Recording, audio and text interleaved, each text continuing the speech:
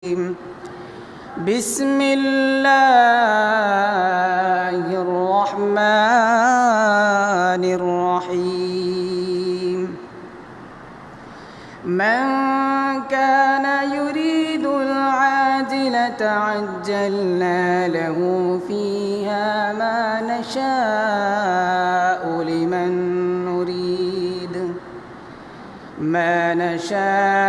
لمن نريد ثم جعلنا له جهنم يصلاها مذموما مدحورا ومن أراد الآخرة وسعى لها سعيها وهو مؤمن فأولئك كان سعيهم مشكورا وقال النبي صلى الله عليه وسلم من صام رمضان ثم أتبعه ستا من شوال كان كصيام الدهر وقال النبي صلى الله عليه وسلم إنما الأعمال بالنيات وقال تعالى إن الله وملائكته يصلون على النبي يا أيها الذين آمنوا صلوا عليه وسلموا تسليما اللهم صل إنك حميد مجيد اللهم بارك على محمد وعلى آل محمد كما باركت على إبراهيم وعلى آل إبراهيم إنك حميد مجيد سبحانك لا علم لنا إلا ما علمتنا إنك أنت العليم الحكيم الحمد لله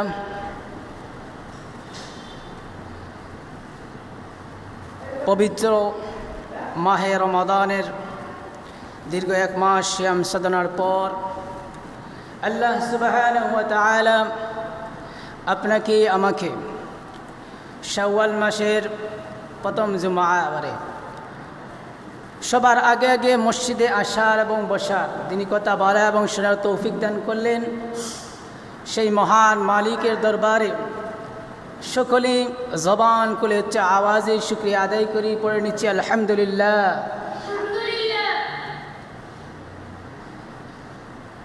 আল্লাহ রাব্বুল আলামিনের দরবারে আমরা যতই শুকরিয়া আদায় করি না কেন, রব্বুল আলামিন যত নিয়ামত আমাদেরকে দান করেছেন সেই নিয়ামতের দিকে যদি তাকাই তাহলে আমাদের জীবন জন্ম থেকে নিয়ে মৃত্যু পর্যন্ত যদি আমরা আল্লাহ তাআলার শুকরিয়া আদায় করতে শুরু করি, সিজদার মধ্যে লুটিয়ে পড়ি, তারপরেও আল্লাহ পাকের শুকরিয়া আদায় করতে পারবো না। তারপরেও আল্লাহ রাব্বুল আলামিন সবার সমস্ত পৃথিবীর মানুষের চাইতে অনেক মানুষ আজকে এমন এক সময়, এই সময় হসপিটালের অবস্থায় বিছানার মধ্যে শুয়ে আছে।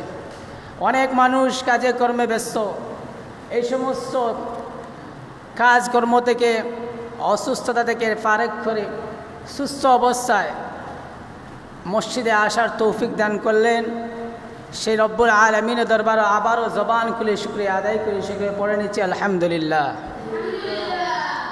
সম্মানিত মুসল্লিয়ানে কেরাম, আমি আপনাদের সামনে কোরআনুল কারীমের সূরাতুল বনী ইসরাঈলের 18 এবং 19 নম্বর আয়াত তেলাওয়াত করেছি এবং আকায়ে নামদার তাজদারে মদিনার দু জাহানের বিশ্বনবী রাহমাতুল আলামিনের অসংখ্য অগণিত হাদিসের ভান্ডার থেকে দুটি হাদিস পাঠ করেছি। আল্লাহ সুবহানাহু ওয়া তাআলা যদি আমাকে তৌফিক দান করেন তাহলে আয়াত এবং হাদিসকে সামনে রেখে কিছু আলোচনা করার চেষ্টা করব। ওমা তৌফিকি ইল্লা বিল্লাহ আলাইহি তাওয়াক্কালতু ওয়া ইলাইহি উনীব।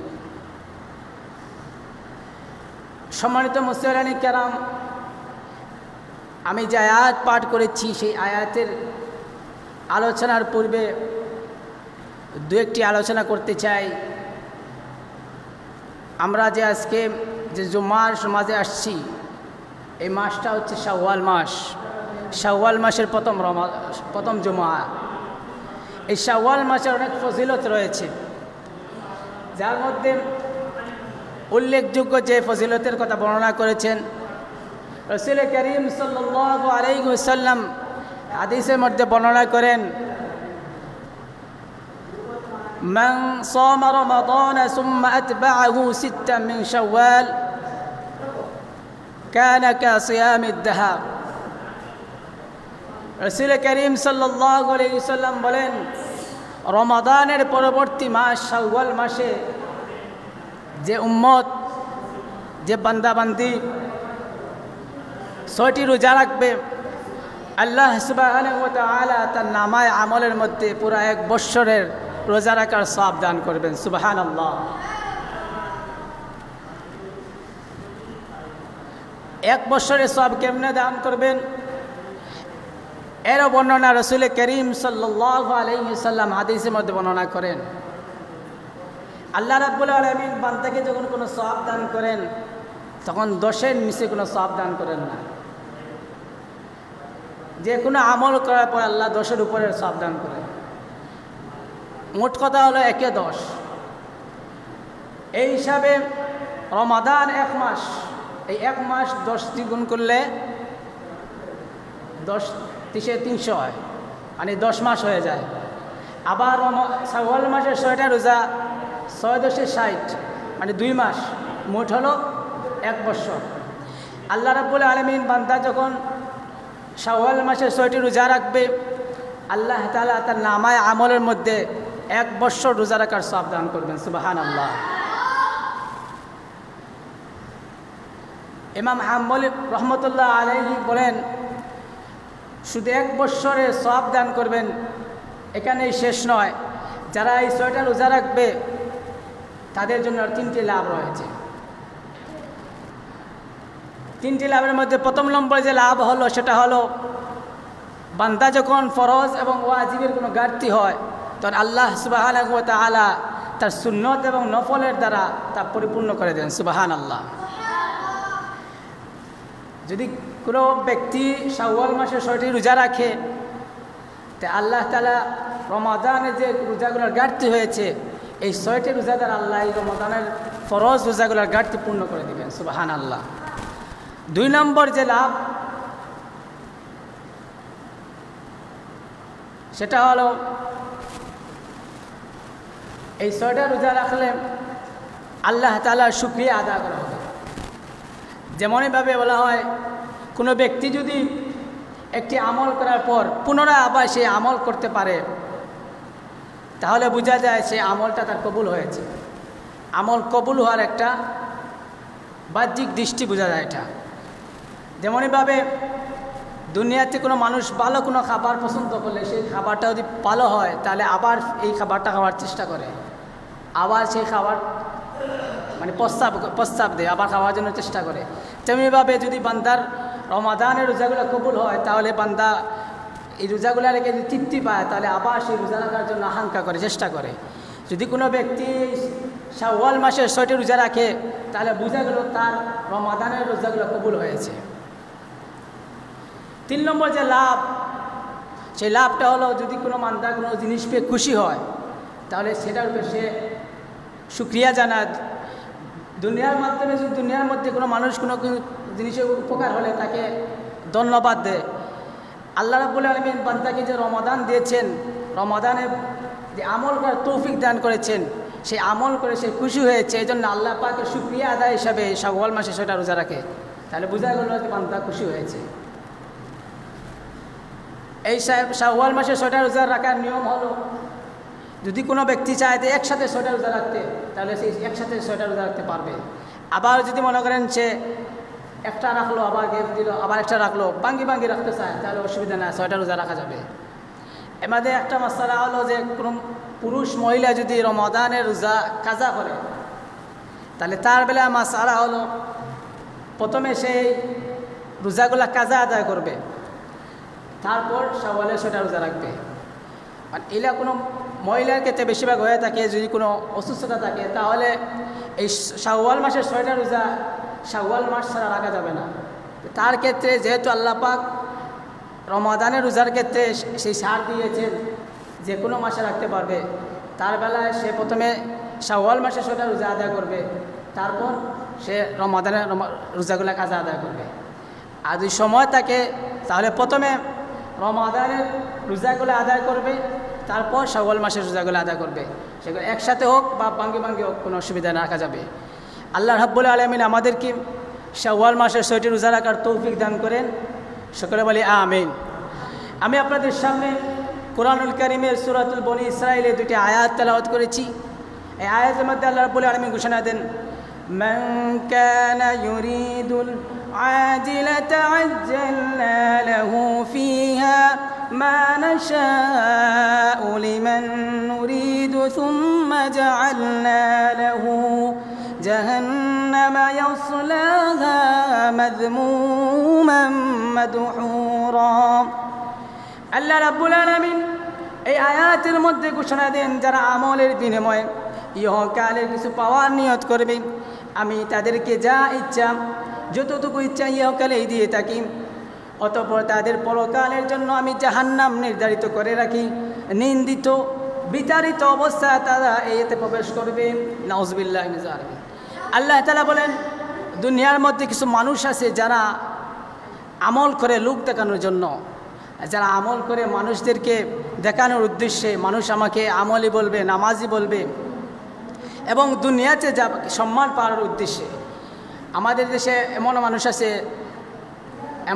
আছে, আমি আমার বেলায় বলি, আমি যে এই বয়ান দিচ্ছি, আমার মনে আসে অনেক সময় যে এই বয়ানগুলো মানুষ দেখবে, মানুষ বলবে অনেক সুন্দর চমৎকার বয়ান, এরকম নিয়ত নিয়ে যারা বয়ান করবে, আল্লাহ তাআলা বলেন দুনিয়াতে তাদেরকে এই তারা ইচ্ছা আল্লাহ পূরণ করে দিবেন। তারা সম্মান যেটা চায় মানুষের কাছ থেকে যে বাহবা পায়, আল্লাহ পাক দুনিয়াতে তাদেরকে এই বাহবা দিবেন, কিন্তু কিয়ামতের ময়দানে পরকালে তাদের জন্য আল্লাহ তাআলা জাহান্নাম তৈরি করে রেখেছেন। এই জাহান্নামের বর্ণনা দেন, এমন একটা জায়গা যেখানে মানুষ বিতাড়িত, অপদস্থ, শুধু আযাব আর গজব। এই দুনিয়ার কোনো শাস্তি নয়, দুনিয়ার তো সাধারণ আগুন। আল্লাহ পাক দুনিয়ার মধ্যে যে আগুন দান করেছেন, সেটা জাহান্নামের আগুনের তুলনায় 70 ভাগের গুণ দিয়েছেন। তো জাহান্নামের আগুন এত ভয়াবহ, দুনিয়ার থেকে 70 ভাগ ঊর্ধ্বে হলো জাহান্নামের আগুন। সেই আগুনের মধ্যে আল্লাহ তাআলা তাদেরকে আযাব আর গজব দান করবেন। এবং অন্য আয়াতে আল্লাহ তাআলা ঘোষণা দেন, ওয়ামান আরাদাল আখিরাতা ওয়া সাআ লাহা সা'য়াহা ওয়া হুয়া মুমিনুন ফাউলাইকা কানা সা'য়ুহুম মাশকুরা। আল্লাহ তাআলা বলেন,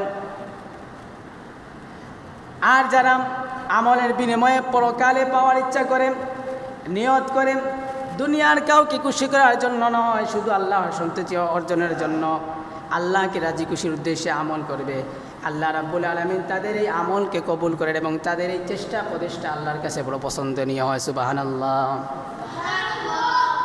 এই আয়াতের মধ্যে আল্লাহ তাআলা 2টা বিষয় উল্লেখ করেন, যে একটা হলো আমল কবুল হওয়ার জন্য শর্ত 4টা। এই 2 আয়াতের মধ্যে তাফসিরে মারিফুল কুরআনে এসেছে, মুফতি শফি রহমাতুল্লাহ আলাইহি বলেন, এই আয়াতের মূল সারমর্ম হলো 4টা, যে মানুষ আমল করে, যে আমল কবুল হওয়ার শর্ত 4টা। এই আমল 4টা শর্ত অনুযায়ী যারা আমল করবে তাদের আমল আল্লাহ তাআলার কাছে কবুল হবে। এখন যদি মানুষ দেখানোর উদ্দেশ্য হয়, তাহলে আল্লাহ তাআলা সেই মানুষ দেখানোর উদ্দেশ্যে আল্লাহ তাআলা অন্য আয়াতে সূরাতুল ফুরকানের মধ্যে ঘোষণা দেন, ওয়াকাদিমনা ইলা মা আমিলু মিন আমালিন ফাজআলনাহু হাবাআম মানসুরা। আল্লাহ রাব্বুল আলামিন বলেন, আমি ছাড়া অন্য সন্তুষ্টির জন্য লোকেরা যে আমল করে, আমি সেই আমলগুলোকে দুলির কণার মতো উড়িয়ে দেই এবং তাদের এই আমলের দিকে আমি ফিরেও তাকাই না। নাউজুবিল্লাহি মিন যালিক।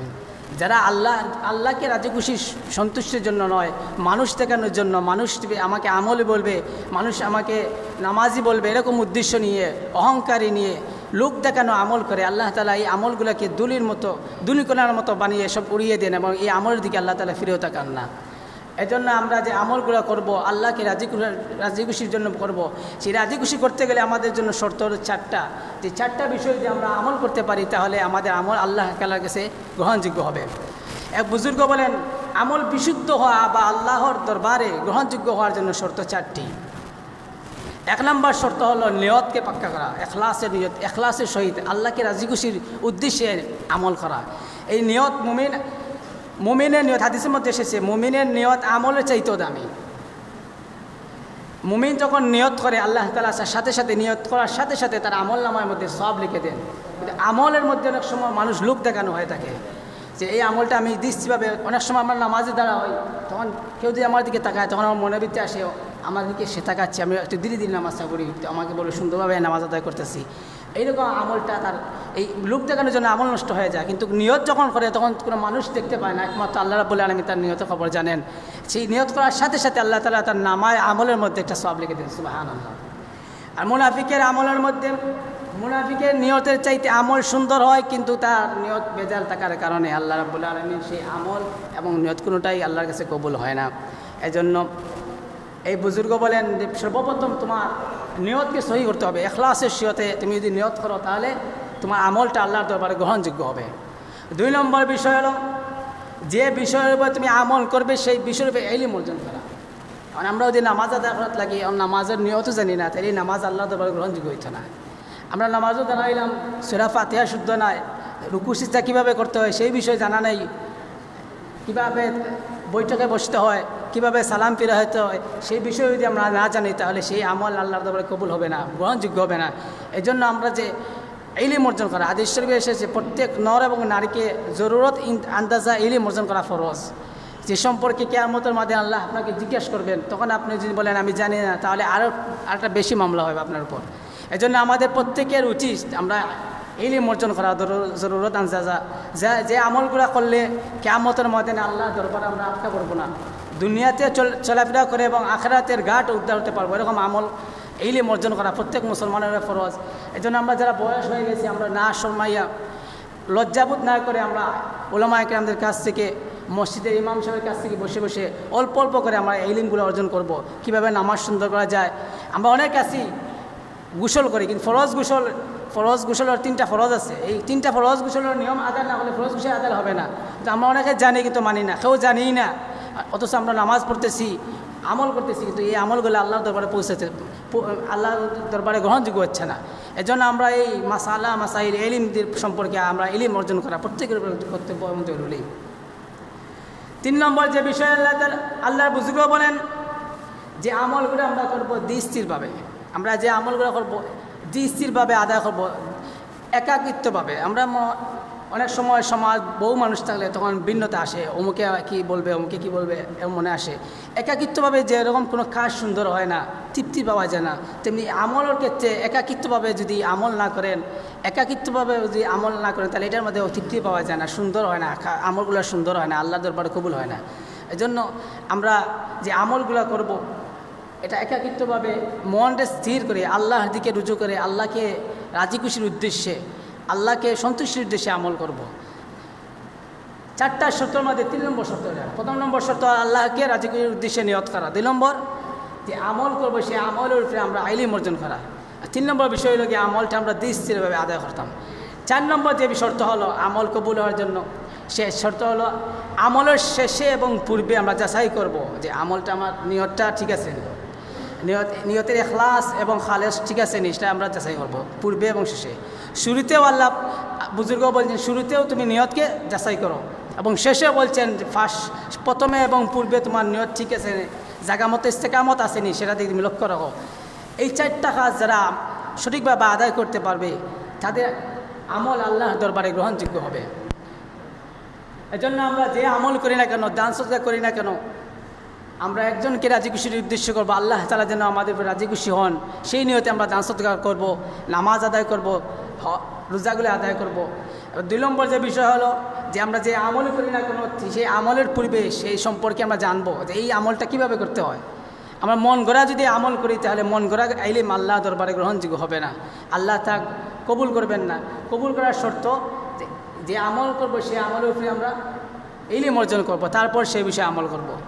আমরা দেশে সাধারণ যদি কোনো ড্রাইভিং জানে না, তাহলে আমরা কি তাকে ড্রাইভিংয়ে গাড়ি চালাতে দেবো?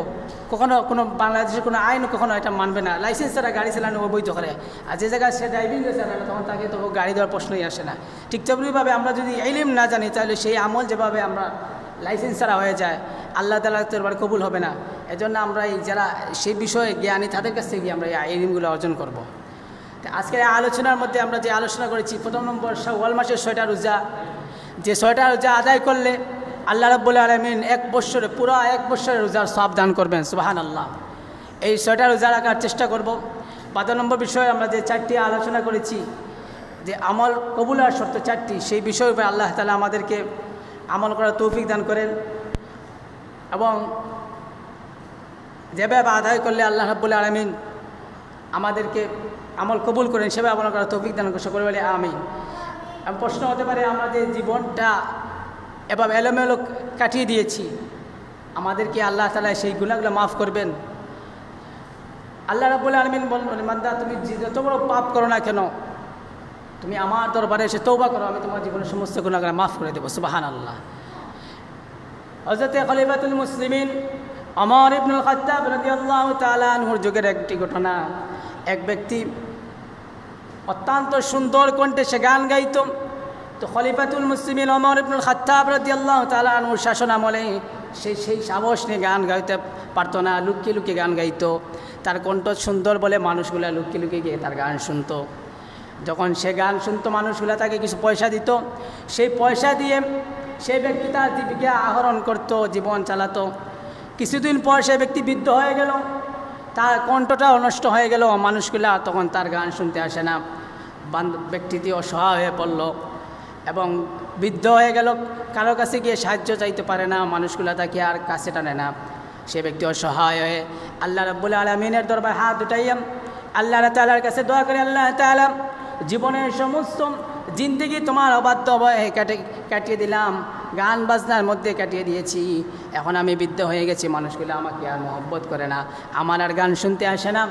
আমি এখন ক্ষুধার্ত অবস্থায়, ক্ষুধা তাড়নায় কিছু খেতে পাই না, এরকম কান্না করতেছে। আল্লাহ রাব্বুল আলামিন হযরত ওমর ইবনে খাত্তাবের কাছে ঘোষণা আসলো। হযরত ওমর রাদিয়াল্লাহু তাআলা আনহু দৌড় দিয়ে ওই ব্যক্তির কাছে গিয়ে বললেন। ওই ব্যক্তি ওমরকে দিকে ভয় পেয়ে গেল, দৌড় দিতে লাগলো। ওমর ডাক দিয়ে বলেন, বৃদ্ধ তুমি দাঁড়াও, দৌড়াবে না, তোমার কাছে আমি আসিনি, আল্লাহ রাব্বুল আলামিন আমাকে তোমার কাছে পাঠাইছেন। এই কথা শোনার পর ওই ব্যক্তি চোখের পানি ছেড়ে দিয়ে বলল, আল্লাহ তাআলা সারাটা জীবন 70টা বছর তোমার বাধ্য করে কাটিয়ে দিলাম, কিন্তু এখন ক্ষুধার তাড়নায় তোমার দরবারে এসে হাজির হয়েছি, তাও তুমি আমার ডাকে সাড়া দিয়েছো, আমার ডাক শুনেছো।